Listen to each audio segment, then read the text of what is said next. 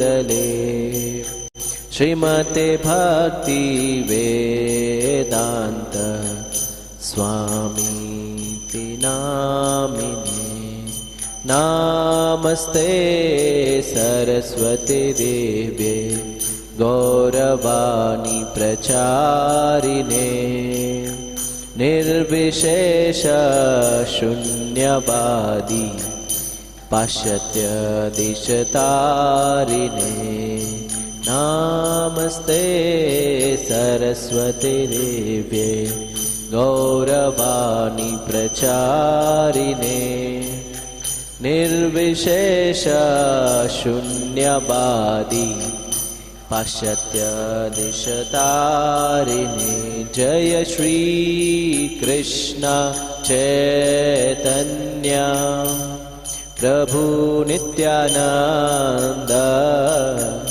श्री अद्वैत गदाधर श्रीवासादि गौर भक्तवृंद जय श्री कृष्ण चैतन्य प्रभु नित्यानंद श्री अद्वैत गदाधर श्रीवासादि गौर भक्तवृंद हरे कृष्ण कृष्ण कृष्ण हरे हरे हरे राम राम राम हरे हरे हरे कृष्ण कृष्ण कृष्ण हरे हरे हरे राम राम राम हरे हरे हरे कृष्ण कृष्ण कृष्ण हरे हरे हरे राम राम राम हरे हरे हरे कृष्ण कृष्ण कृष्ण हरे हरे हरे राम राम राम हरे हरे हरे कृष्ण कृष्ण कृष्ण हरे हरे हरे राम राम राम हरे हरे हरे कृष्ण कृष्ण कृष्ण हरे हरे हरे राम राम राम हरे हरे हरे कृष्ण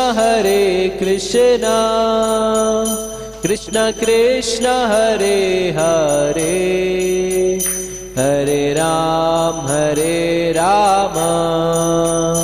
राम राम हरे हरे हरे कृष्ण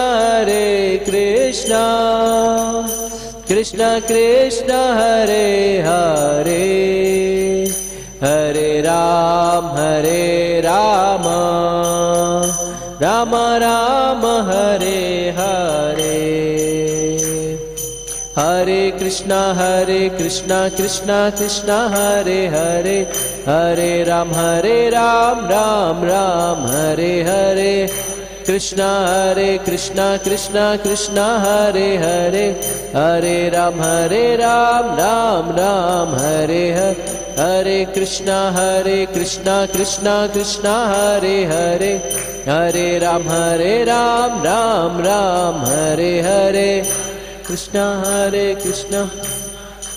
हरे हरे हरे राम राम राम हरे हरे कृष्ण कृष्ण कृष्ण हरे हरे हरे राम राम राम हरे हरे कृष्ण कृष्ण कृष्ण हरे हरे हरे राम राम राम हरे हरे हरे कृष्ण कृष्ण कृष्ण हरे हरे हरे राम राम राम हरे हरे कृष्ण कृष्ण हरे हरे राम नाम हरे हरे हरे कृष्ण कृष्ण कृष्ण हरे हरे हरे राम राम राम हरे हरे कृष्ण कृष्ण कृष्ण हरे हरे हरे राम राम राम हरे हरे कृष्ण कृष्ण कृष्ण हरे हरे हरे राम राम हरे हरे कृष्ण कृष्ण कृष्ण हरे हरे हरे राम राम हरे हरे हरे कृष्णा कृष्णा कृष्णा हरे हरे हरे रामा राम राम हरे हरे हरे कृष्णा कृष्णा कृष्णा हरे हरे हरे राम राम राम हरे हरे हरे कृष्णा कृष्णा कृष्णा हरे हरे हरे राम राम राम हरे हरे हरे कृष्णा कृष्णा कृष्णा हरे हरे हरे राम राम राम हरे हरे जय राधा कुंज बिहारी राधा कुंज बिहारी श्री राधे राधा कुंज बिहारी श्री राधे जय गौरानिताय गौरानिताय जय गौरानिताय गौरानिताय जय गौरानि जय जय प्रभुपाद जय जय प्रभुपाद जय प्रभुपाद जय जय प्रभुपाद जय जय गुरुदेव जय जय गुरुदेव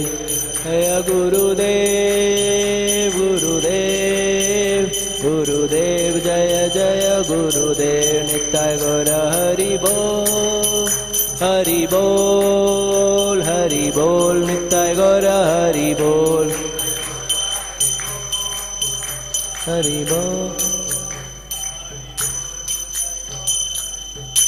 हरिनाम संकीर्तन यज्ञ की जय। जगत गुरु श्रील प्रभुपाद की जय। श्री गुरुदेव की जय।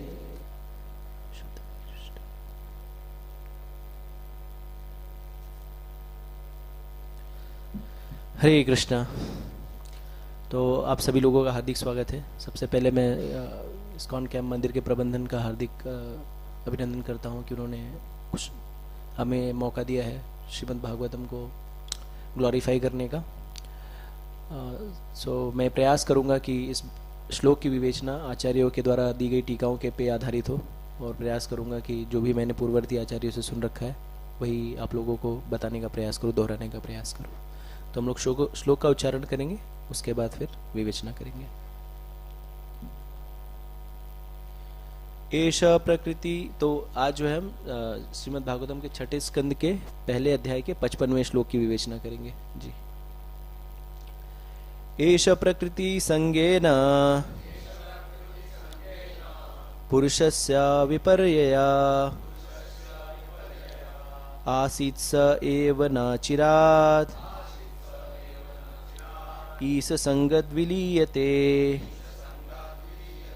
एष प्रकृति संगेन पुरुषस्य विपर्यया आसीत् स एव नाचिरात् ईश संगत विलीयते एष प्रकृति संगेन पुरुषस्य विपर्यया आसीत् स एव नाचिरात् ईश संगत विलीयते। आप लोग दोहरा सकते हैं। एष प्रकृति संगेन पुरुषस्य विपर्या आशित सेव नाचिरात् ईश संगात् विलीयते। एष प्रकृति संगेन पुरुषस्य विपर्या आसित एव नाचिरात् ईश संगा विलीयते। और कोई? एष प्रकृति संगेन पुरुषस्य विपर्यया आसित एव नाचिरात् ईश संगा विलीयते। और कोई पढ़ना चाहेगा? ओके, ठीक है। तो अनुवाद वर्ड बाय वर्ड मीनिंग पढ़ते हैं, फिर अनुवाद, फिर तात्पर्य। तो आप दोहरा सकते हैं वर्ड बाय वर्ड मीनिंग। एष यह प्रकृति संगेन भौतिक प्रकृति के साथ संगति होने से पुरुषस्य जीव का विपर्य विस्मृति की स्थिति या विषय स्थिति आसीत आ गई सह यह स्थिति एव निसंदेह न नहीं चिरात दीर्घ काल तक ईश संगात परमेश्वर की संगति से विलीयते समाप्त हो जाती है। अनुवाद एवं तात्पर्य जगत गुरु श्रील प्रभुपाद जी के द्वारा। जगत गुरु श्रील प्रभुपाद की जय। तो ये भी आप चाहें तो दोहरा सकते हैं, नहीं तो ठीक है, कोई मैं पढ़ता खाली। चूंकि जीव की संगति भौतिक प्रकृति से रहती है, अतएव वह बड़ी विषम स्थिति में होता है। किंतु यदि उसे मनुष्य जीवन में यह शिक्षा दी जाती है कि किस तरह पूर्ण पुरुषोत्तम भगवान या उनके भक्तों की संगति की जाए, तो इस स्थिति पर काबू पाया जा सकता है। तात्पर्य श्रील प्रभुपाद जी के द्वारा। जगत गुरु श्रील प्रभुपाद की जय। प्रकृति का अर्थ है भौतिक प्रकृति, तथा पुरुष भी पूर्ण पुरुषोत्तम भगवान को घोषित करने वाला हो सकता है। यदि कोई व्यक्ति भगवान की स्त्री शक्ति प्रकृति के साथ अपना संसर्ग बनाए रखना चाहता है और इस भ्रम में रहकर कि वह प्रकृति का भोग कर सकेगा, अपने को कृष्ण से विलग कर ले, तो उसे बद्ध जीवन में बने रहना पड़ेगा। किंतु यदि वह अपनी चेतना बदल लेता है और परम आदि पुरुषम शाश्वतम से या उनके संगियों से, जैसा कि भगवत गीता 4.9 में पुष्टि की हुई है, जन्म कर्म च मे दिव्यम यो वेति तत्वतः, मनुष्य को परम पुरुष कृष्ण को उनके रूप, नाम, कार्य तथा लीलाओं के रूप में केवल समझना होता है। इससे वह सदा कृष्ण की संगति में बना रहेगा। त्वक्त्वा देहम पुनर्जन्म नैति मामेति सो अर्जुना। इस प्रकार अपने इस स्थूल शरीर को त्यागने के बाद मनुष्य दूसरा स्थूल शरीर नहीं ग्रहण करता, अपितु आध्यात्मिक शरीर ग्रहण करता है, जिससे वह भगवत धाम वापस जा सके। इस तरह भौतिक शक्ति की संगति से उत्पन्न उसके कष्टों का अंत हो जाता है। संक्षेपतः जीव भगवान का नित्य दास है, किंतु वह भौतिक जगत में आता है और प्रभुत्व जताने की इच्छा के कारण वह भौतिक स्थितियों द्वारा बंध जाता है। मुक्ति का अर्थ है इस झूठी चेतना को त्याग कर ईश्वर के प्रति अपनी आदि सेवा को पुनर्जीवित करना। आदि जीवन में यह वापसी मुक्ति कहलाती है, जिसकी पुष्टि श्रीमद् भागवतम में हुई है। मुक्तिर हिक्तव्यन अन्यथा रूपम स्वरूपेण व्यवस्थितः। जगत गुरु श्रील प्रभुपाद की जय।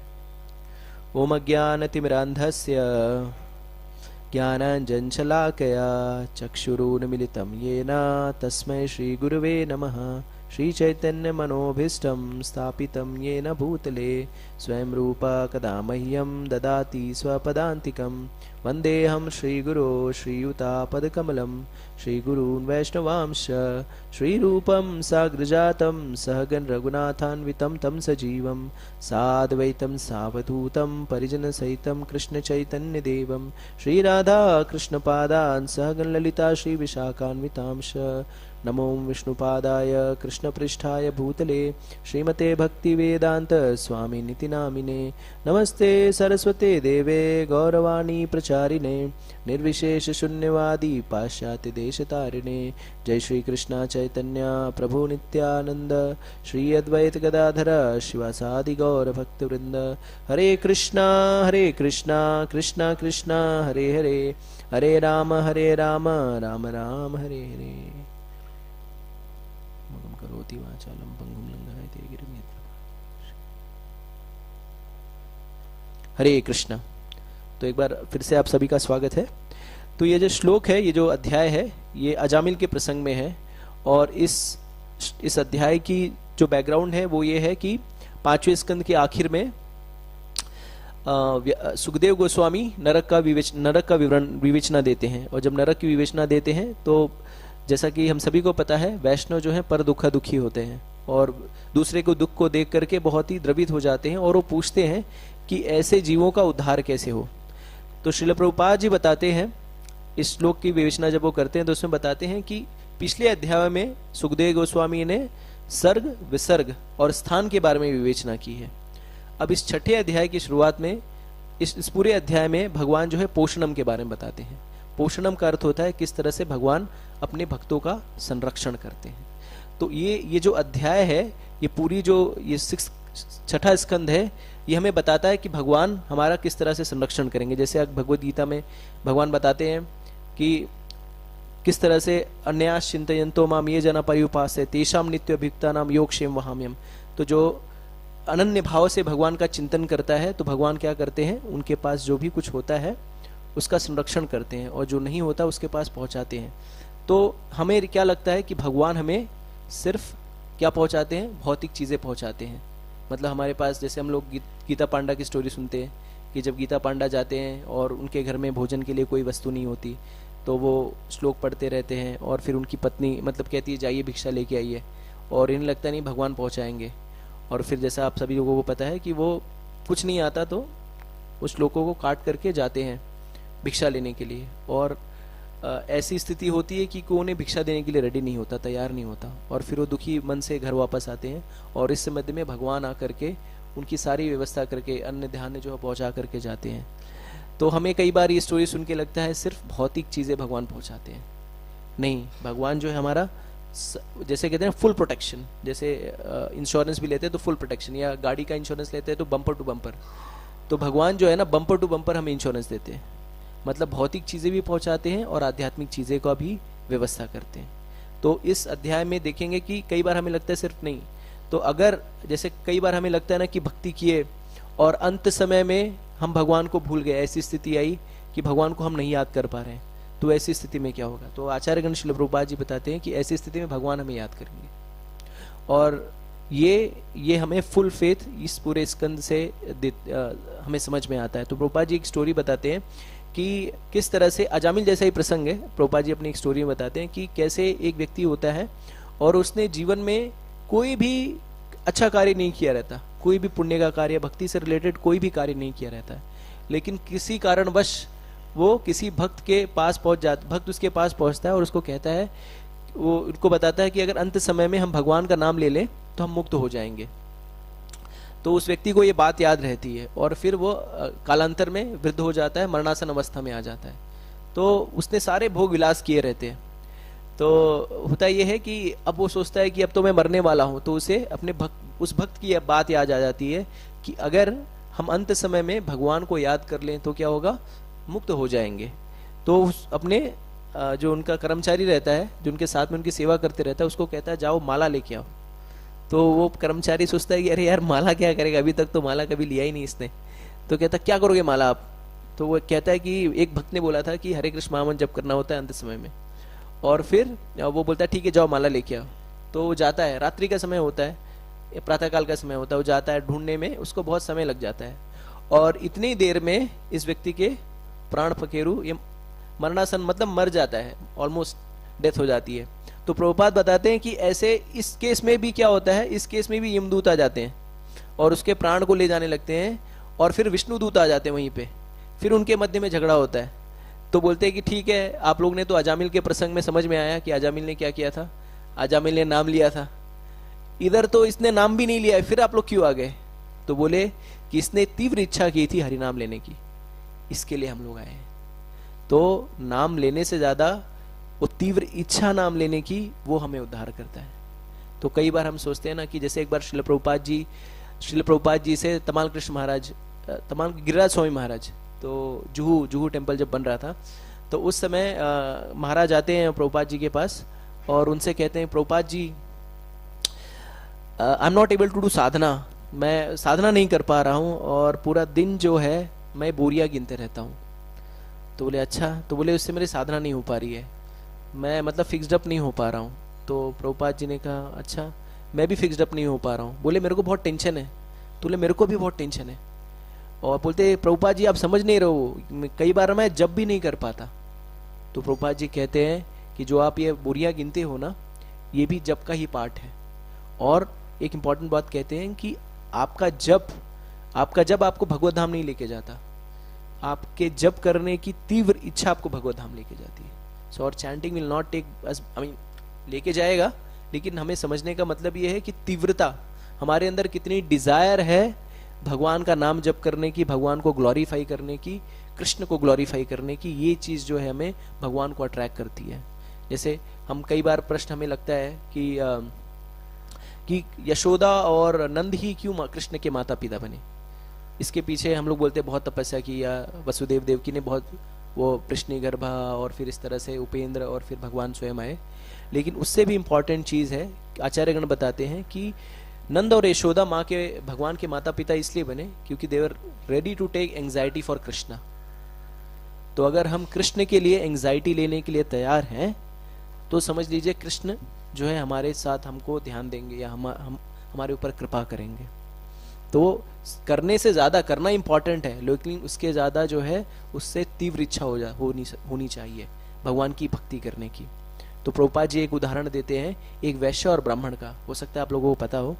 तो होता यह है कि एक ब्राह्मण और वैश्य जो है आस पड़ोस में ही रहते हैं, और ये ब्राह्मण जो है वो ब्राह्मण, प्रॉपर ब्राह्मण रहता है, त्रिसंध्या करता है, स्नान करता है, गायत्री करता है, और उसके ही समक्ष में एक वैश्या रहती है, वो कुछ नहीं करती।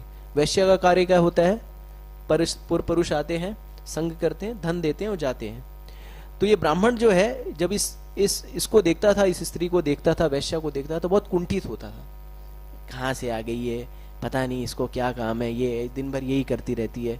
और गायत्री करता रहता था और वैश्या के बारे में चिंतन करता रहता था, कहाँ से आ गई ये लड़की। और वो वैश्या जब इस ब्राह्मण को देखती थी तो वो बहुत ही द्रवित होती थी, वो सोचती थी कि ये ब्राह्मण जो है, ये प्रभु जी जो है, वो कितने एग्जॉल्टेड हैं, मैं कौन से शरीर में हूँ, मैं क्या गंदा काम कर रही हूँ, हाँ मैं पुरुषों के साथ संग करूँ, जीवोपार्जन कर ले, मैं कितनी गिरी हुई स्थिति में हूँ।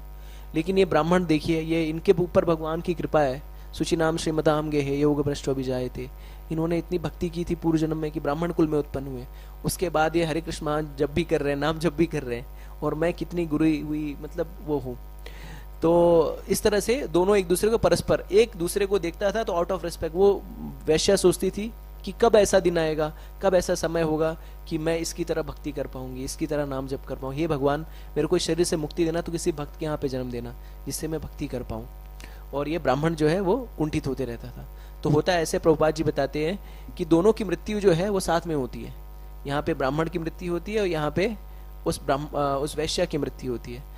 तो यमदूत जो है ना, ब्राह्मण के पास आ जाते हैं। तो ब्राह्मण बोलता है, अरे रॉन्ग एड्रेस है, कहाँ आ गए आप, आपको पड़ोस में जाना चाहिए। तो बोलते हैं नहीं, रॉन्ग एड्रेस नहीं, हम लोग सही एड्रेस पे आए हैं। तो बोले क्यों, मैं तो देखिए जीवन भर हरे कृष्ण महामंत्र जप किया, गायत्री किया, सब कुछ प्रॉपर मैंने किया, और आप फिर भी हमारे पास आ गए। तो बोले इसलिए आ गए, आपको तो वैश्या के पास जाना चाहिए, वो सब गलत काम करती है। तो फिर यमदूत जो है उसकी, प्रभुपाद जी बताते हैं कि यमदूत उनकी मनोदशा बताते हैं, बोलते हैं कि वो जो जिसकी बारे में बात कर रहे हो ना आप, उसने सदैव आपको देख करके क्या किया, आपको अप्रिशिएट किया, अपने आप को इतना निम्न पाया और भगवान से उसने तीव्र प्रार्थनाएं की कि कैसे वो मुक्त हो पाए। लेकिन तुमने क्या किया, तुम कर तो रहे थे भक्ति, लेकिन करने बाहर से तो लग रहा था कि तुम भक्ति कर रहे हो, लेकिन आंतरिक रूप से तुम उसको कुंठित हो रहे थे। और चूंकि तुम कुंठित हो रहे थे तो तुम्हारा जो पाप है उसको चला गया और उसका जो पाप है तुमको मिल गया, तो तुम जाओगे चक्की पीसने और हो जाएगी वैकुंठ में। तो इस तरह से चीजें हैं, तो हमें समझना होगा कि हमें तीव्रता लानी होगी। इस श्लोक में भी देखिए ईश संगीत की बात की गई है। तो जैसे ये श्लोक, इस श्लोक का जो थोड़ा सा अगर हम पीछे जाएं तो श्लोक संख्या 38-39 में यमदूत जो है, जब विष्णुदूत यमदूतों को रोकते हैं अजामिल को ले जाने के लिए, तो यमदूत क्या, विष्णुदूत कहते हैं कि तुम बातें तो बहुत बड़ी बड़ी कर रहे हो, लेकिन तुम्हें पता है कि दंड का अधिकारी कौन होता है? तुम्हें ये पता है कि कैसे कर्मफल कैसे काम करता है, किसे दंड देना चाहिए, धर्म किसे कहते हैं? तो उसके बाद यमदूत जो है श्लोक संख्या 40 से बोलना चालू करते हैं। और वो बोलने की शुरुआत कैसे करते हैं वो देखने वाली, समझने वाली बात है। वो फिर से हमें आचार्य परंपरा, गुरु परंपरा के बारे में बताते हैं। वो कहते हैं जो बातें मैं बोल रहा हूं उसे मैं किससे सुन रखी है? उससे मैंने यमराज से सुन रखी है। तो यमदूत जो कि इतना गर्हित कार्य करते हैं, जैसे एक आचार्य बता रहे थे कि जो यमलोक होता है वहां पे कोई भगवत चर्चा नहीं होती, ऐसे भागवतम क्लास नहीं होती, वहां पे सिर्फ मार काट की बात होती है। तो यमदूत जाते हैं यमराज के पास, बोलते हैं कि जो वो फ्राई करने वाला जो कढ़ाई है उसमें तेल, उसमें वो जल नहीं रहा है, और वो जो चमड़ा निकालने वाला जो मशीन है वो उसमें ब्रेकडाउन हो गया है। तो इस तरह की चीजें होती हैं। लेकिन फिर भी ये जो लोग हैं इनकी चेतना कितने हायर स्तर पर है, ये गर्हित कार्य कर रहे हैं, लेकिन एक प्रकार से गीता का ही ज्ञान दे रहे हैं, प्रकृति के तीनों गुणों में बात कर रहे हैं। फिर श्लोक संख्या 44 में वो कहते हैं कि इस जगत में कोई भी ऐसा व्यक्ति नहीं है, कोई भी ऐसा व्यक्ति नहीं है जो कर्म किए बगैर रहे। हम सारे लोग प्रकृति के तीनों गुणों में कार्य करते रहते हैं, और जब हम प्रकृति के तीनों गुणों में कार्य करते रहते हैं तो पाप और पुण्य इकट्ठा करते रहते हैं। तो इसका अर्थ है जो कोई भी इस जगत में है सब लोग क्या है? दंडनीय है, दंड पाने के पात्र हैं। ये यमदूत बताते हैं। जब वो पूछते हैं ना किसको दंड देना चाहिए, तो फिर वो शॉर्ट में बता देते हैं कि सारे प्रकृति के तीनों गुणों में फंसे हुए हैं और इस कारण से ये सारे लोग दंड देने के पात्र हैं। अब जो है इस अध्याय में बताते हैं, इस श्लोक में बताते हैं कि पिछले श्लोक में जो कहा गया है कि श्री राधा वृंदावन चंद्र भगवान की जय, श्री राधा कुंज बिहारी की जय, गौर निताय की जय। तो ये पिछले श्लोक से कंटिन्यूएशन है। इसके लिए यहां से स्टार्ट होता है, चूंकि जीव की संगति भौतिक प्रकृति से रहती है, तो हमें भौतिक प्रकृति से रहती है, अतः वह बड़ी विषम स्थिति में होता है। तो जीव, यहाँ पे जीव क्या बताया गया? भौतिक प्रकृति। तो हम सारे लोग जो हैं, श्रील प्रभुपाद जी बताते हैं कि सारे जीव जो हैं वो प्रकृति हैं, और जब भोग करने का प्रयास यानी पुरुष बनने का प्रयास करते हैं तो प्रकृति के तीनों गुणों में गिर जाते हैं। तो प्रभुपाद जी कहते हैं कृष्ण भूलिया जीव भोग वांछा करे, पासाटे माया झपटिया धरे। तो जब कृष्ण को भूल कर जीव भोग करने की इच्छा करता है तो माया के जाल में फंस जाता है। माया के जाल में फंसने का अर्थ है कि वो प्रकृति के तीनों गुणों में गिर जाता है। जैसे भक्ति विनोद ठाकुर भी कहते हैं शरणागति में एक सॉन्ग में, भूलिया तुम्हारो संसार आसिया बेने नारे विधि व्यथा। तो भूलिया मतलब कृष्ण को भूल कर हम क्या करते हैं, जब इस प्रकृति को भोग करने का प्रयास करते हैं तो माया में गिर जाते हैं, और माया क्या करती है? हमें लोटपोट करती रहती है, उसी में घुमाते रहती है। तो प्रभुपाद जी कहते हैं कि प्रकृति और पुरुष, तो जीव जो है वो प्रकृति है, एंजॉयड है, भोग्य है, और पुरुष कौन है? कृष्ण है, भोक्ता। तो जब भोक्ता जो है, भोग्य जो है भोक्ता बनने का प्रयास करता है, इसका मतलब वो भौतिक जगत में आता है। तो हम सारे जीव, भगवान कहते हैं माम वैश्य जीव लोके जीव भूते सनातना। तो हम सारे लोग सनातन मतलब चिरकाल से हम हैं भगवान के साथ में। लेकिन प्रभुपाद जी कहते हैं कि किसी कारणवश हम आ जाते हैं इस भौतिक जगत में भोग की इच्छा को लेकर के, और जब भोग की इच्छा को लेकर के इस जगत में आते हैं तो प्रकृति के तीनों गुणों में बंध जाते हैं। तो प्रभुपाद जी उदाहरण देते हुए बताते हैं कि कैसे बंधते हैं। तो उदाहरण देते हैं ट्रैफिक सिग्नल का। तो ट्रैफिक सिग्नल, प्रभुपाद जी कहते हैं कि अगर कोई जो है सरकार के बनाए गए ट्रैफिक नियमों का पालन करता है तो वो एक अच्छा नागरिक होता है और उसको कोई परेशान नहीं करता। लेकिन जैसे ही कोई जीव या व्यक्ति सरकार के बनाए ट्रैफिक नियमों को उल्लंघन करता है, सरकार क्या करती है, उसका चालान कर देती है। उसी तरह से जब जीव भगवान से पृथक होकर के भोग करने की इच्छा करता है तो भगवान इस जगत की रचना करते हैं और यहाँ पे आ टपकता है और फिर प्रकृति के तीनों गुणों में बंद करके वो कार्य करता रहता है। भगवान प्रभुपाद जी उदाहरण देते हैं राधा और कृष्णा का। तो जैसे राधा और कृष्णा क्या है, जैसे प्रभुपाद जी कहते हैं कि जीवात्मा और परमात्मा दोनों में एक ही क्वालिटीज है। जो क्वालिटीज भगवान में है वही क्वालिटीज हमारे अंदर भी, गुण हमारे अंदर में है। तो जैसे सोने की खान और सोने का एक अंश, तो सोने की खान में जो केमिकल प्रॉपर्टीज है वही केमिकल प्रॉपर्टीज एक अंश में है, लेकिन अंतर किस में है, क्वांटिटी में, लघुता और विभुता में। तो उसी तरह से प्रभुपाद जी कहते हैं कि राधा और कृष्णा ये दोनों ही सच्चिदानंद है, लेकिन एक एंजॉयर है, एक एंजॉयड है। तो कृष्ण जो है पुरुष है और राधा रानी जो है स्त्री है। तो इसी तरह से पूरी प्रकृति, हम सारे लोग प्रकृति हैं और एकमात्र एंजॉयर कृष्ण है। और इस कारण से चूंकि जब हम इंडिपेंडेंटली एंजॉय करने का प्रयास करते हैं तो फिर हम माया के जाल में फंस जाते हैं। तो अब इसमें इस माया के जाल में फंसने के कारण, प्रकृति के तीनों गुणों में फंसने के कारण व्यक्ति जो है इस विषम स्थिति में पहुंचता है, जैसा कि ये यमदूत बता रहे हैं। अगर आप भगवत गीता को देखेंगे तो 14वें अध्याय में इसी प्रकृति के बारे में ही बहुत 27 श्लोक जो है प्रकृति और पुरुष, प्रकृति पुरुष और चेतना, तीसरा अध्याय ये ना, 14वां अध्याय ये ना, 14 भगवत गीता का। प्रकृति की 3 गुण है मेरे ख्याल से, हाँ प्रकृति की 3 गुण, तो जी प्रकृति की 3 गुण, तो उसमें जो है यही विवेचना की गई है। तो प्रकृति के 3 कौन से गुण है, सत्वगुण, रजोगुण, तमोगुण। तो ये सत्वगुण, रजोगुण, तमोगुण ये तीनों जो है बंधनकारी है। तो भगवत गीता में भगवान बताते हैं कि सत्वगुण में क्या होता है, व्यक्ति को सुख की अनुभूति होती है। सुख की अनुभूति क्यों होती है, सुख की अनुभूति होती है इसलिए क्योंकि उसके ज्ञान के कारण उसके सारे जो 9 छिद्र हैं, 9 द्वार हैं, वो खुल जाते हैं, उसको क्षीर और नीर का विवेक हो जाता है। तो इस कारण से वो शांति का अनुभव करता है। रजोगुण में क्या होता है, रजोगुण से उत्पत्ति जो काम होता है उसके कारण व्यक्ति भागता दौड़ता है और वो इकट्ठा करने का प्रयास करता है और बहुत सारी चीजें इकट्ठा करता है, यश इकट्ठा करता है, धन इकट्ठा करता है, समाज इकट्ठा करता है। और तमोगुण जो है वो एकदम डिग्रेडेड गुण है, जिसमें व्यक्ति प्रमत्त रहता है, पागलपन में रहता है, आलस में रहता है। और आगे बताते हैं भगवान कहते हैं कि सत्वगुण में क्या होता है, सत्वगुण में व्यक्ति पुण्य करता है, रजोगुण में व्यक्ति इकट्ठा करता है और तमोगुण में प्रभुपाद जी उदाहरण देते हैं कि जीव हत्या इत्यादि कार्यों में लगता है। और फिर भगवान प्रकृति की तीनों गुणों में जो गतियां हैं उसके बारे में कहते हैं, बताते हैं। ऊर्ध्व गच्छन्ति सत्वस्था, मध्य तिष्ठन्ति राजसा, जगन गुणो अवस्थिता, अधो गच्छन्ति तामसा। तो सत्व गुण में अगर हम कार्य करते हैं तो क्या होगा, सत्व गुण में अगर हम कार्य करेंगे तो ऊर्ध्व लोकों को जाएंगे। तो श्रील प्रभुपाद जी बताते हैं कि ऊर्ध्व लोकों का अर्थ क्या है, स्वर्ग इत्यादि लोकों को, फिर अंतोदगतो ब्रह्मलोक तक जा सकते हैं। लेकिन इन सारे लोकों में भोग करने की जो व्यवस्था है वो बहुत अधिक है, लेकिन फिर भी ये सारे लोग जो है समय से बंधे हुए हैं। तो प्रभुपाद जी कहते हैं अगर 1000 या करोड़ साल की हमारी आयु हो, लेकिन अंतोदगत्वा जो है वो मृत्यु तो आएगी ही, तो फिर 1000 करोड़ वर्ष की आयु लेके क्या करना है। फिर रजोगुण में जब हम कार्य करते हैं, रजोगुण में जब हम रहते हैं और शरीर त्याग करते हैं तो क्या होता है, इसी भूलोक पे ही रहते हैं। क्यों भूलोक पे रहते हैं, इसलिए भूलोक पे रहते हैं क्योंकि हमारी चेतना यहीं पे बंधी हुई रहती है।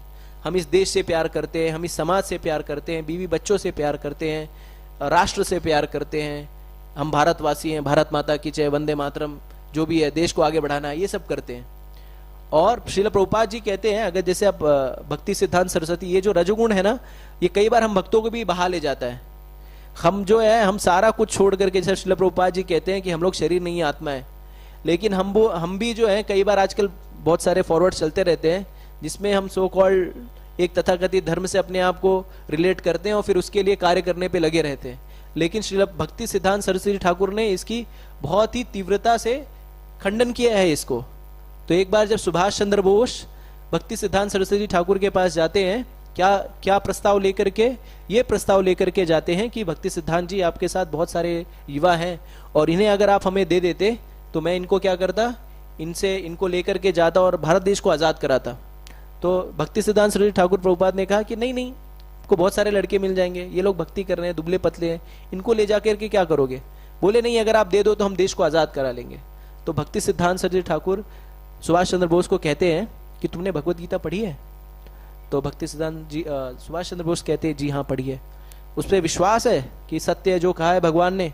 तो भक्ति सिद्धांत जी ने कहा जी सत्य है। तो बोले भगवान ने कहा है भगवत गीता में अंतकाल कि अंत समय में जैसी आपकी चेतना होगी वैसे आपको शरीर मिलेगा। अंतकाले च मामेव स्मरणं मुक्त कलेवरम या प्रयाति सम्मत भावम याति नास्ति संशय यम यमापि स्मरम भावम तज्जता अंत कलेवरम तम तमेवाति कौन्तेय सदा तद भाव भाविता। तो मृत्यु के समय जैसी आपकी चेतना होगी वैसे आपको शरीर प्राप्त होगा। तो अगर जैसे आपका जो उद्देश्य है, आप बहुत तीव्रता से अंग्रेजों को भारत से बाहर करना चाहते हैं, अंग्रेजों भारत छोड़ो, अंग्रेजों भारत छोड़ो, तो तुम्हारी तीव्र चेतना किसमें है? अंग्रेजों को भारत से बाहर निकालने में। तो अगर ऐसा हुआ, कोई नहीं जानता कि मृत्यु समय क्या होगा, क्योंकि तुम्हारी चेतना इतनी तीव्रता से है तो तुम्हारा स्वभाव भी उसी तीव्रता में रहेगा अंत समय में। और क्योंकि तुम्हारी चेतना जो है अंग्रेजों को बाहर भगाने में है, तो क्या पता तुम्हें इंग्लैंड में जन्म मिल जाए।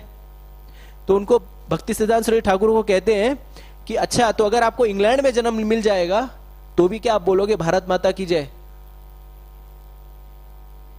तो लो इंग्लैंड माता की जय। तब ये नहीं बोलोगे कि भारत से अंग्रेजों को भगाओ, तब क्या बोलोगे? अंग्रेजों को भारत में रहने दो। तो पॉइंट ये है कि हमें इसमें फंसना नहीं है। ये बहुत ही सटल लेवल पे हमको बांधता है। तो फिर सुभाष चंद्र बोस जी को समझ में आ गया और फिर बोले हरे कृष्णा मैं जाता हूं। फिर वो निकल गए वहां से। तो हम जो है रजोगुण में रह करके, जैसे भगवान कहते भी भागवतम में कि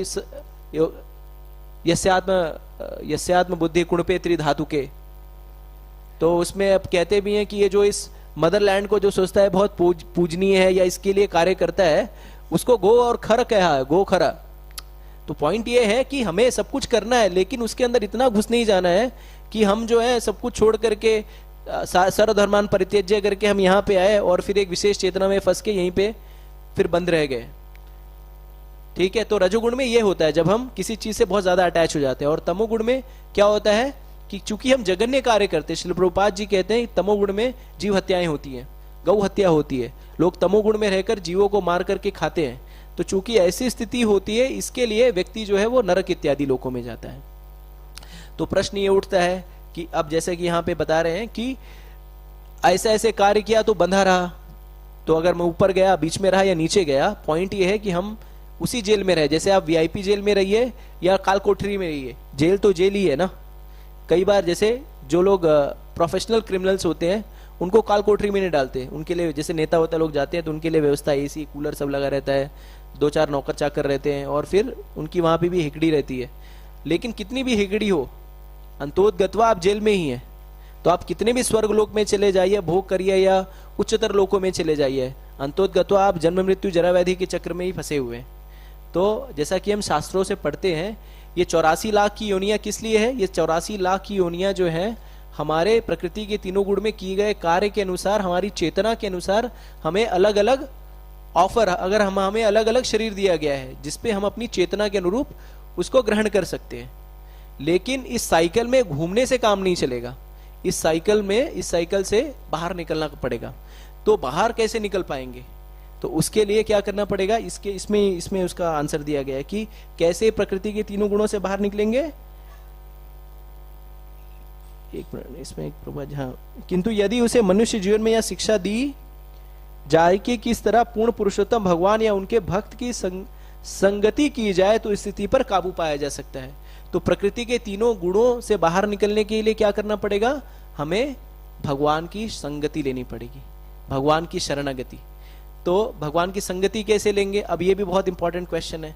तो जैसे कि कई बार हम कहते हैं कि भगवान सब जगह है, लेकिन भगवान हमें दिखते तो है नहीं।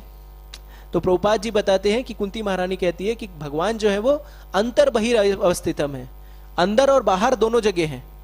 लेकिन अंदर और बाहर दोनों जगह हैं, फिर भी हमें दिखते हैं क्या? नहीं दिख पाते, हम नहीं उनको महसूस नहीं कर पाते।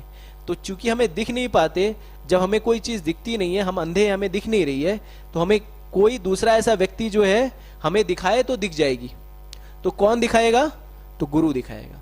तो प्रभुपाद जी कहते हैं, जैसे हम लोग कहते हैं ना, ओम अज्ञान तिमिरांधस्य ज्ञानांजन शलाकया चक्षुरुन मिलितम येन तस्मै श्री गुरुवे नमः।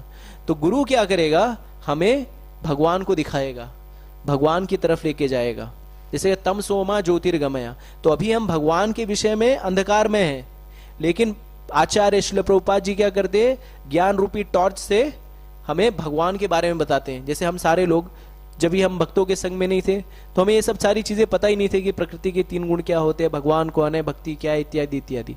चूंकि भक्तों के संग में आए और उनसे हमने श्रवण किया, शास्त्रों का अध्ययन किया, इस कारण से हमें क्या पता चला कि ये सारी चीजें क्या है। उसी तरह से गुरु क्या करता है, हमें ईश संग से जोड़ता है, और ईश संग से जुड़ना हमें इस प्रकृति के 3 गुणों से बाहर निकालता है। तो प्रकृति के 3 गुणों में रहना हमें क्या करेगा, बंधन, मतलब तीनों बंधन है। लेकिन जब ईश संग में हो जाएंगे, जैसा कि श्लोक में बताया गया, भगवान की संगति में आ जाएंगे, भगवान के एसोसिएशन में आ जाएंगे, तो हम 3 गुणों को ट्रेसपास कर जाएंगे। और वो ट्रेसपास करने की विधि कौन बताएगा, आचार्य बताएंगे, गुरु बताएंगे।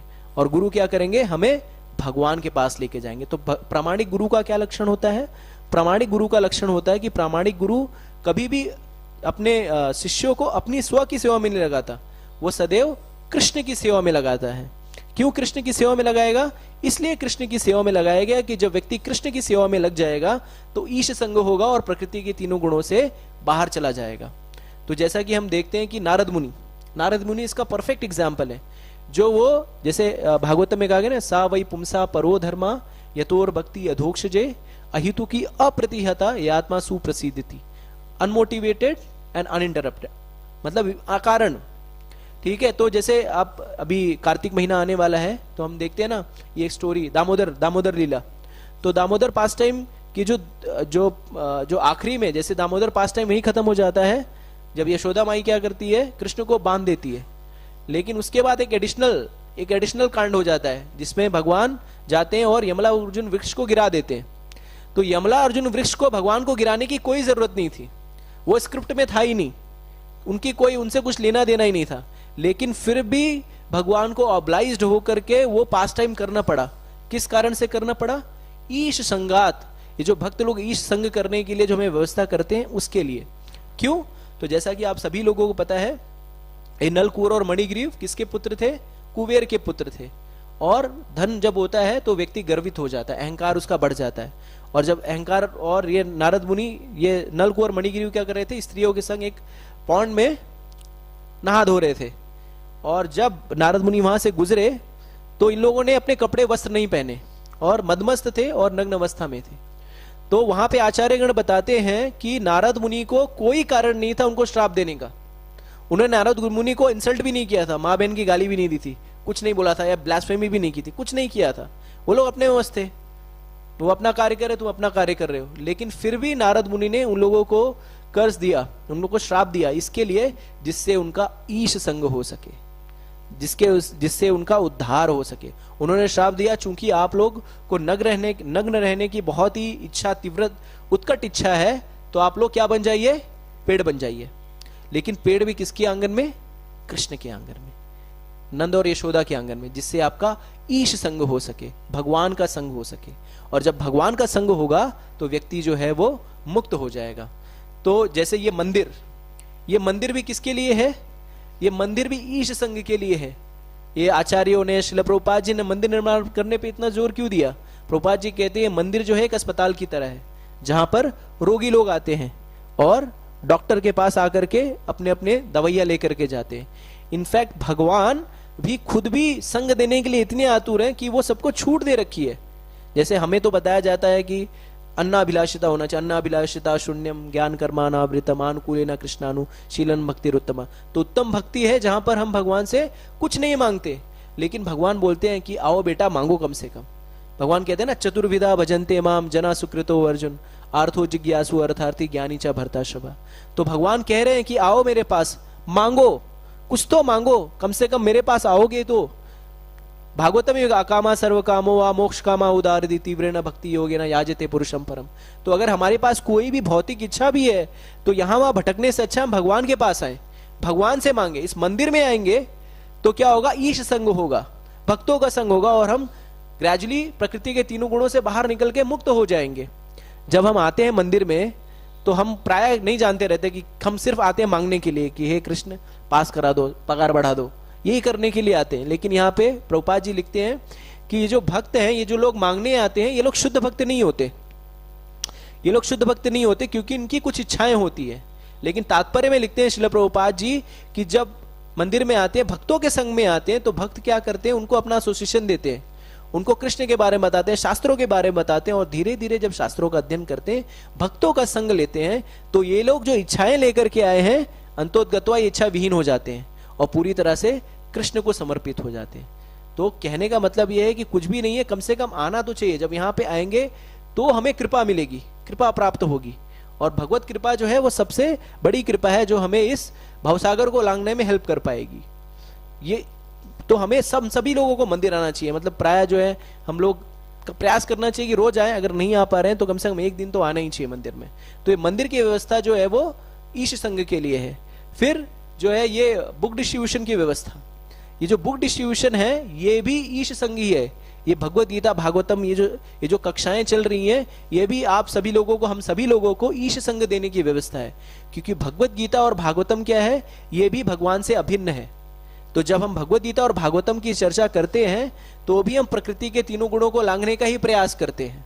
क्यों? क्योंकि भागवतम जो है भगवान की वाणी है, भगवान स्वयं है, और भगवत गीता भगवान की वाणी है। जब इसका संग कर रहे हैं तो भी हम ईश संग कर रहे हैं। तो जब हम ईश संग करेंगे तो प्रकृति के तीनों गुणों को लांघ जाएंगे। जैसे ये जो अभी ये जो 1 घंटे हम बैठे हैं यहाँ पे, प्रकृति के तीनों गुणों की कोई वो नहीं है। हाँ, कुछ लोग डोज कर रहे हैं, सो रहे हैं, लेकिन वो भी भगवान की कृपा है। तो एक बार श्रील प्रभुपाद जी एक बार गए और एक क्लास दे रहे थे, तो उसमें बहुत सारे सन्यासी भक्त सुबह बहुत जल्दी उठे थे, तो वो सो रहे थे। तो उन्होंने कहा कि एक जन ने कहा कि देखिए स्वामी जी, आपके जो भक्त हैं सब सो रहे हैं। तो प्रभुपाद जी ने कहा कि नहीं, तो सो रहे हैं। तो बोले कि ये लोग खाली 5% सुना होगा। तो उन्होंने कहा कि देखो 5% सुनने के बाद भी क्या रिनाउंशिएशन इनका भगवान के प्रति, कितनी इनकी उत्कट तीव्र इच्छा है, मतलब भगवान की सेवा करने की। अगर 100% सुनेंगे तो क्या हो जाएगा। तो इस तरह से ये भगवत गीता भागवतम ये भी ईश संग देने के लिए है।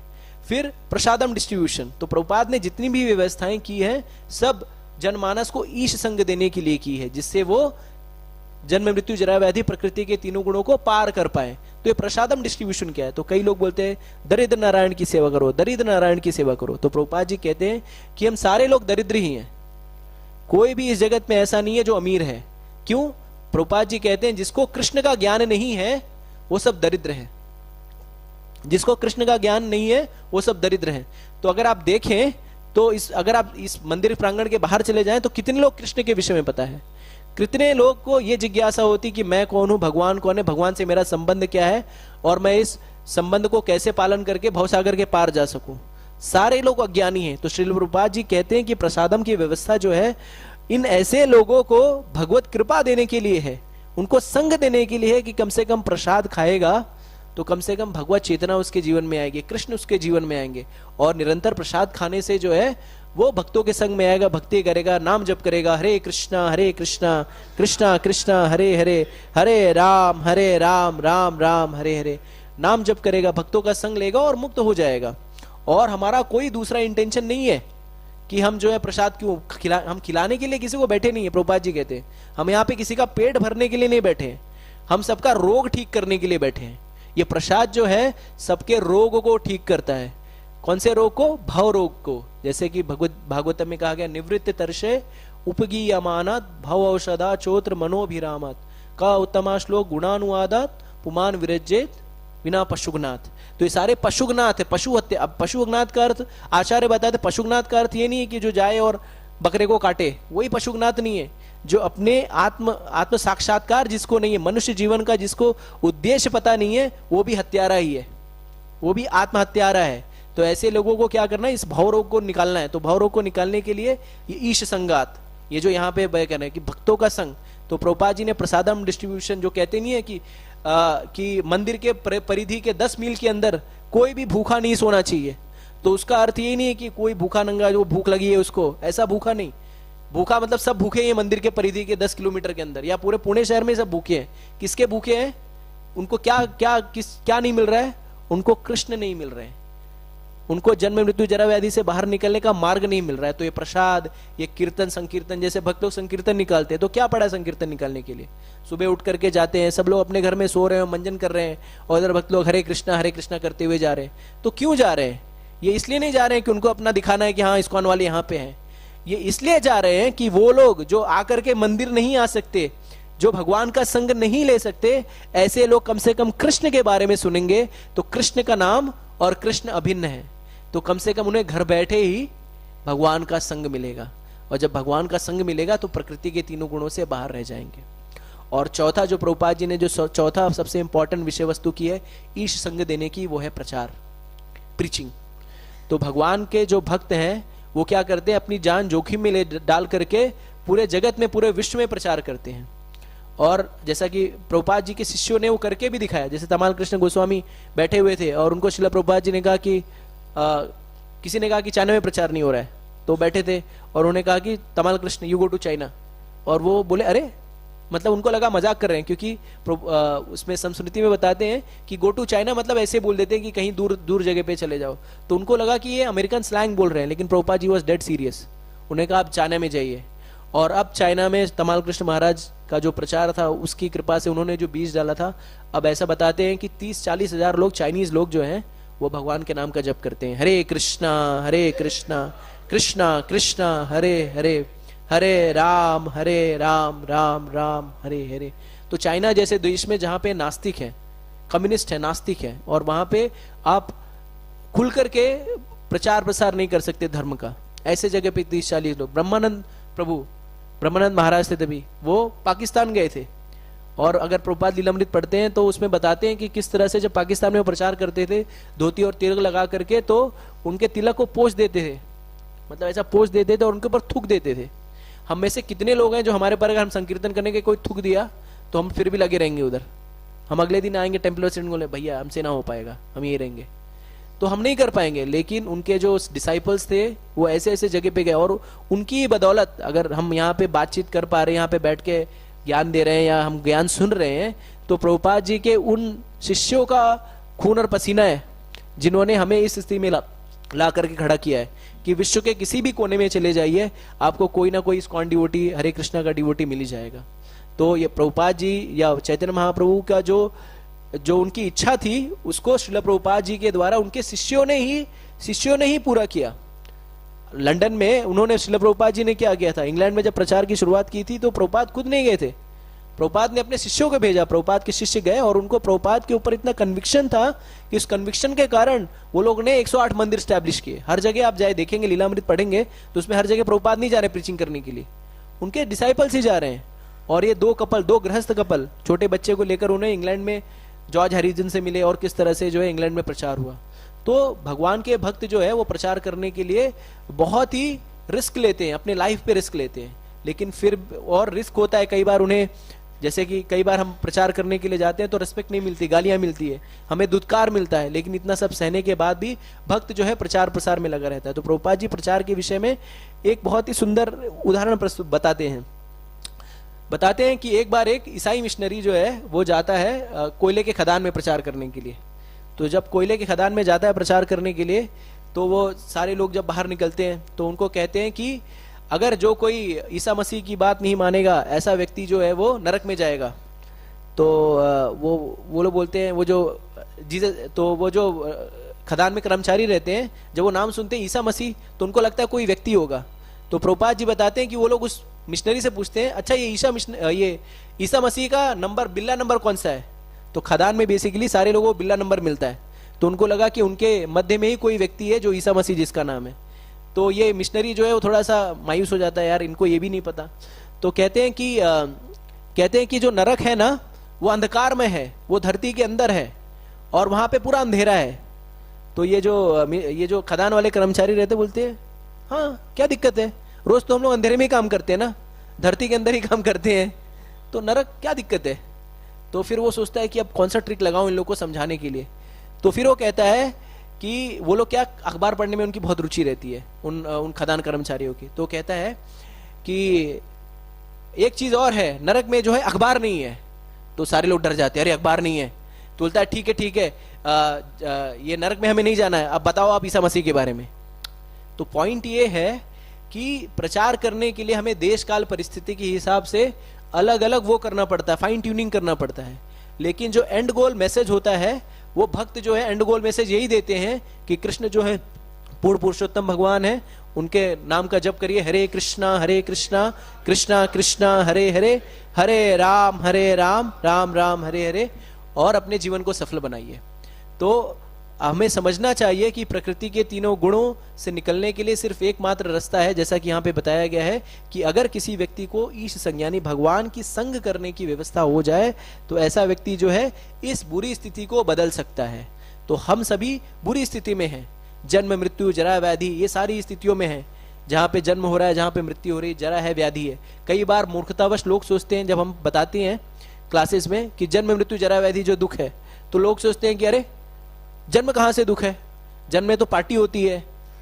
हाँ, जन्म में तो पार्टी होती है, सब लोग जो मिठाइयाँ बांटते हैं, थालियाँ पीटते हैं। तो हम लोग जैसे उत्तर भारत में जब बच्चा कोई किसी यहाँ पे लड़का होता है ना, तो थाली पीटते हैं। तो ये जो मोदी जी ने थाली पिटवाया था वो वहीं से चुराया था कोरोना के समय। मतलब थाली पीटते हैं जिससे सबको पता चल जाए।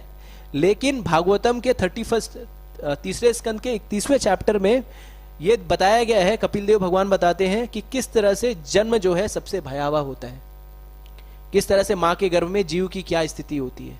तो अगर वो स्थिति हम पढ़ लेंगे या समझ लेंगे या सुन लेंगे तो अगली बार कभी हम नहीं कहेंगे कि जन्म जो है वो आनंदमय होता है। जन्म भी उतना ही दुखमय होता है जितना कि मृत्यु। तो हम कहते हैं कि जन्मत मरत अतः दुख होई, तो जन्म और मृत्यु के समय जो है अतः दुख होता है। तो अगर हमें इस दुखों से बाहर निकलना है तो एक बहुत ही सरल तरीका है जो भगवान भगवद गीता में कहते हैं दुखों से बाहर, कष्टों से बाहर निकलने के लिए, वो है सर्वधर्मान परित्यज्य माम एकम शरणम व्रजा अहम त्वं सर्व पापेभ्यो मोक्षयिष्यामि मा शुचा। तो हम सब कुछ त्याग करके अगर भगवान का संग ले लें और भगवान की शरण में चले जाएं तो हमारे सारे दुखों का निवारण हो जाएगा, सारे कष्ट का निवारण हो जाएगा, जन्म मृत्यु जरा व्याधि के चक्र से बाहर निकलने का निवारण हो जाएगा। लेकिन शरणागत कैसे हो? तो कलयुग में शरणागत होने की सिर्फ एक ही व्यवस्था है, वो है करतल ध्वनि भगवान के नाम का जप। हरे कृष्णा कृष्णा कृष्णा कृष्णा हरे हरे, हरे राम राम राम हरे हरे। हरे कृष्णा। जगत गुरु श्रील प्रभुपाद की जय।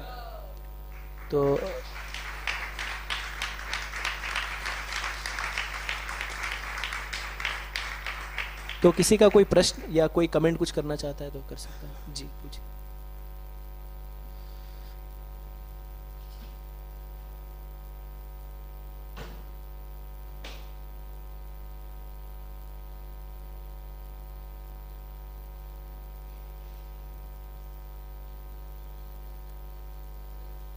हरे कृष्णा।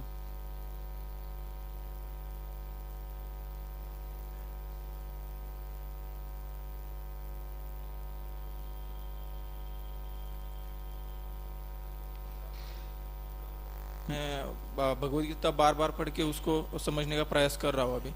लेकिन एक मोटिवेशनल स्पीकर है जो संदीप माहेश्वरी जी, यूट्यूबर है बड़े, और उनका मैंने एक वीडियो देखा था। मैंने अभी तक तो शास्त्र कोई पढ़े नहीं है, लेकिन उनका ऋग्वेद में और मांडुक्य उपनिषद में एक वीडियो था।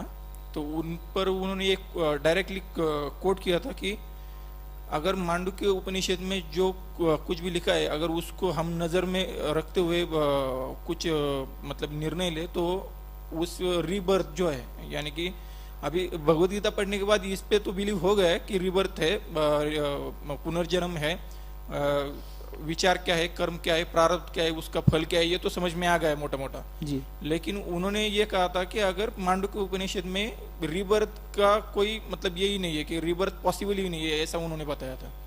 तो वो डाउट मेरे मन में आया 2-3 दिन से। मैं कल भी पूछने वाला था लेकिन कल कुछ टाइम नहीं मिला तो मैं आपसे पूछ रहा हूँ। जी जी, कोई दिक्कत नहीं, बिल्कुल सही कह रहे हैं कि अगर मांडुक्य उपनिषद, तो ये सारे जो उपनिषद वेद और शास्त्र हैं, तो भगवान भगवद गीता में कहते हैं 15वें अध्याय के 15वें श्लोक में, सर्वस्य चाहम हृदि सन्निविष्टो मस्मृतिर ज्ञानम अपोहनम च वेदे च सर्वेर अहमेर वेदियो वेदांत कृत विदेव चाहम। तो सारे वेदों और शास्त्रों को पढ़ने के बाद क्या समझ में आना चाहिए कि कृष्ण जो है वो पूर्ण पुरुषोत्तम भगवान है। ठीक है, कृष्ण ही एकमात्र भगवान है। और ये सारे वेदों और शास्त्रों को किसने बनाया? भगवान कृष्ण ने बनाया।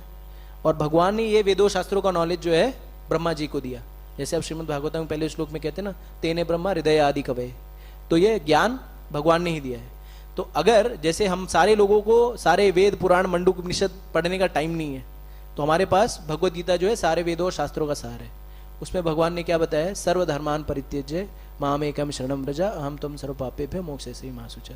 तो अगर हम भगवान की शरण ले लेते हैं, भगवान के नाम का जप करते हैं, हरे कृष्णा कृष्णा कृष्णा हरे हरे, हरे राम राम राम हरे हरे, भगवान के नाम का जप करते हैं और भगवत चेतना में रहते हैं, तो वैसे भगवान कहते हैं यद गत्वा न निवर्तन्ते तद धामम परमम, तो आप जो है आपका पुनर्जन्म नहीं होगा। तो भगवत गीता में उस चीज को पुष्टि कर दिया है सारे वेदों और शास्त्रों के निचोड़ से। ठीक है, स्पष्ट हो गया। तो आप इतना वेद शास्त्र नहीं पढ़ सकते, तो भगवत गीता पढ़िए, सब पढ़ने के बराबर है। जैसे हम लोग इंजीनियरिंग करते थे ना, तो इतनी मोटी मोटी थलेजा ये सब बुक्स रहती थी, तो मुंबई यूनिवर्सिटी में थलेजा की बुक, EDC, ये सब समझ में नहीं आता था। तो क्या समझ में आता था, एक इजी सोल्यूशंस होता था। पता नहीं आप लोग कितने लोग इंजीनियरिंग कर रहे हैं, इजी सोल्यूशंस होता था। इजी सोल्यूशन मुंबई यूनिवर्सिटी में था हमारे। तो इजी सोल्यूशन में क्या होता था कि उसमें ना पिछले 8-10 साल के पेपर्स का ना क्वेश्चन पेपर रहते थे और उसके आंसर्स। तो मैं वो पढ़ता नहीं था, वो थरेजा वो सब मेरे को समझ में आता नहीं था, पढ़ता भी नहीं था। तो मैं इजी सोल्यूशन पढ़ता था। क्यों? क्योंकि मेरा गोल क्या था, खाली 40 नंबर लाने हैं कैसे भी। तो टॉप नहीं करना है, पास होना है। तो हम सभी लोगों को इस लाइफ में खाली पास होना है। पास होने के लिए सिर्फ हरे कृष्णा कृष्णा कृष्णा हरे हरे, हरे राम राम राम हरे, इतना काफी है। ठीक है, समझ आ गया? हरे कृष्ण। और किसी को प्रश्न है, कोई टीका टिप्पणी करना चाहते हैं तो कर सकते हैं। ठीक है, बहुत बहुत धन्यवाद आप सभी का। कुछ त्रुटि होगी तो क्षमा करेगा, बच्चा छोड़ के माफ कर दीजिए, समझ के माफ कर दीजिएगा। हरे कृष्णा। ग्रंथराज श्रीमद् भागवतम की जय, जगत गुरु श्रील प्रभुपाद की जय, श्रील गुरुदेव की जय। ओम तत्सत। हरे कृष्णा कृष्ण कृष्ण हरे हरे, हरे राम राम राम हरे हरे।